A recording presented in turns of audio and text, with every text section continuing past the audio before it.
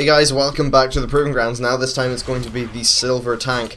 As always with these videos, it's going to start with me doing a live commentary of the thing, and then I'll move into some more in-depth analysis and tips and that. Wow, I've forgotten that mob. Anyway, and I'll move into more like in-depth stuff as we go forward. Post commentary, of course, because that means I can just get more quality, more information, and it's easier to keep a good train of thought. So the first wave of silver is pretty simple. It's really just warming you up, because at the end of the day, there's really nothing here of consequence that's going to kill you. It's just these two guys. She'll be able to heal, the NPC will be able to heal you for enough. So it's really just a case of troll your way through it until you're done. Now that that's up, we have a new wave. This time it is a whole bunch of... Wow, those guys did not pull. I kind of thought they would. There we go. This time it's just a bunch of small dudes, and this is really just trying to reinforce to you what sort of thing you do when you're attacked by a lot of mobs like this. Ideally, the one with the highest HP, i.e. the large one, is the one you want to be targeting for the most part, and then just using your cleaves and stuff like that to maintain aggro on the other guys, and that should see you pretty good. There we go. A few seconds left to the next one. You get the NPC does a pretty good job of topping you off health-wise. Now, this time they're introducing you to a new mechanic. This is an illusionary flame collar, and oh. Now, I did take some damage there walking through, but what I'm trying to do is position this guy inside the flames, because these flames do damage to the enemies when you stand in them. Now, it's not a commonly used mechanic, but there are certainly times in fights where you'll be expected to make a mob stand in the fire or something, and this also in a way teaches you interrupts. These guys do rather significant damage, so it's obviously ideal that you interrupt them to avoid damage to yourself and to that NPC over there. Of course, you're probably not going to be able to interrupt everything, but essentially just watch the enemy's health bar. Oh, no, it's Shift 3, not Control 3, silly mate. As I said, not used to this UI at all. So, yeah, it's pretty much now just dealing with another thing. And taking this mob down before he kills her. Using taunts is very important, obviously. Right now I'll just use my shield block. As you can see, it's nice and easy. Essentially, all you want to do is watch your interrupts and interrupt this guy as much as you can. Mine's not going to come off cooldown in time, and I spammed it in the wrong second, which is a little bit silly. But whatever, it doesn't really matter, you don't really need to try that hard. Essentially, this is just saying there's things on the floor, they can interact with your character, and also yes, don't run into the thing, silly mate. So there we go, as you can see, successful interrupt. It limits damage on the tank, meaning it's easier for your healer being that NPC or another player, so it's all good.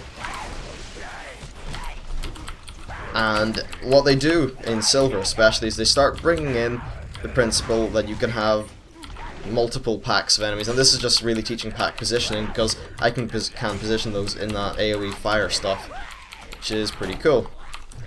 But what they want to do is they're going to be putting you under more and more stressful situations as you go on, because that's what tests you most as a player and as a tank, is when things go wrong, if somebody pulls an extra pack they weren't supposed to, or if there's just a particularly big pull that you have to carry out. Now they're giving us another mechanic, and this is a wing guard. What they do is they kind of buffet you back with their wings. Now, as you can see, conveniently placed around us are these things I can put my back to. Now, I'll show you what happens.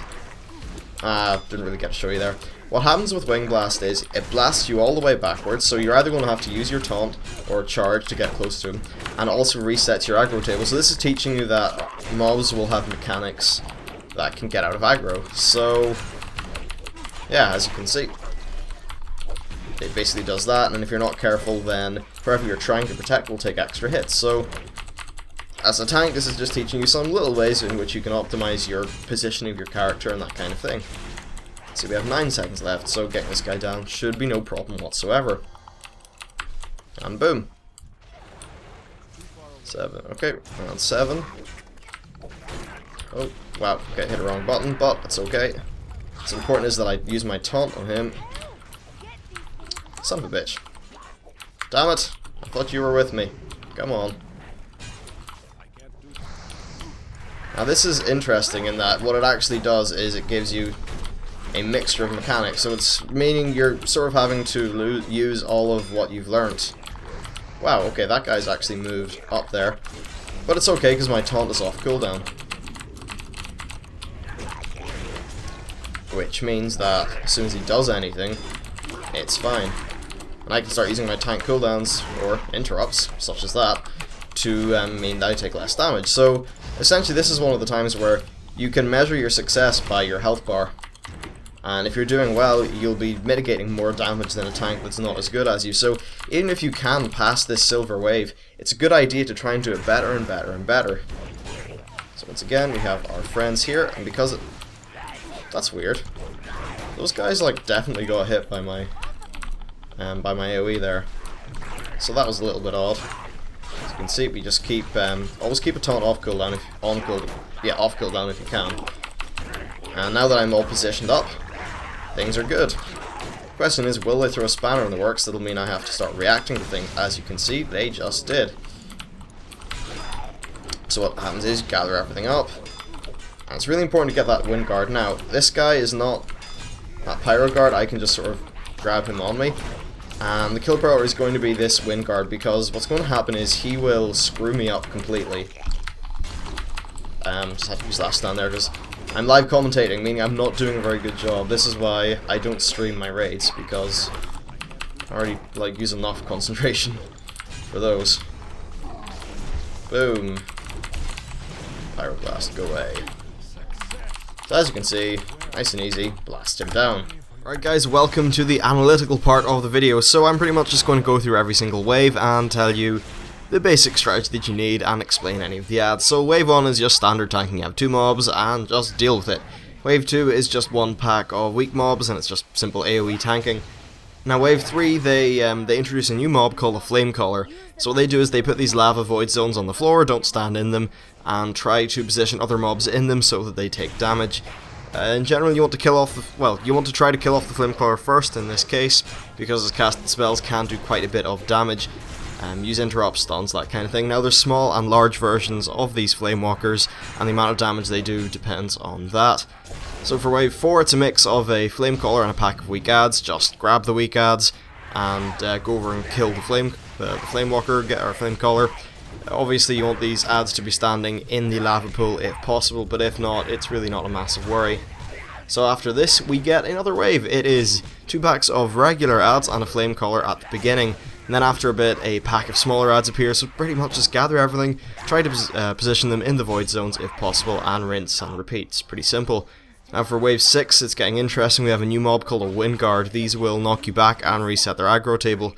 Simply tank these with your back to one of the barriers, because that will sort of negate their knockback and be prepared to taunt them, and you should be fine. Next up we have wave 7. Now this is a mix of a flame caller, normal add, and a wind guard. So it's kind of annoying, but it's not really hard, and it's only a small flame caller, so its damage isn't massive. If possible, you want to reduce the annoyance of the knockback by having your back positioned so that you would be knocked into a barrier, so you're not flying really far backwards, and then just be prepared to taunt things. Really, as long as you do that, it's just general common sense will carry you through. And for wave 8, it starts with a wind guard and a pack of small adds. Just gather these up and move them to one of the barriers so that you're not, screwed over by the knockback. Then, yeah. So soon a bunch of normal adds and a flame caller will spawn. You want to gather the normal adds and taunt the flame caller so that it's aggro's on you and it's not trying to kill the NPC. And then it's really just simply gather and kill. If you can position things in a void zone, that's great, but if not, it doesn't really matter because it's the last wave. And it's really more about surviving, because it's like you're on a timer until the next wave spawns. So that's really it. I hope you enjoyed the video. Please like if you like and subscribe if you want to see some more, and I'll see you next time.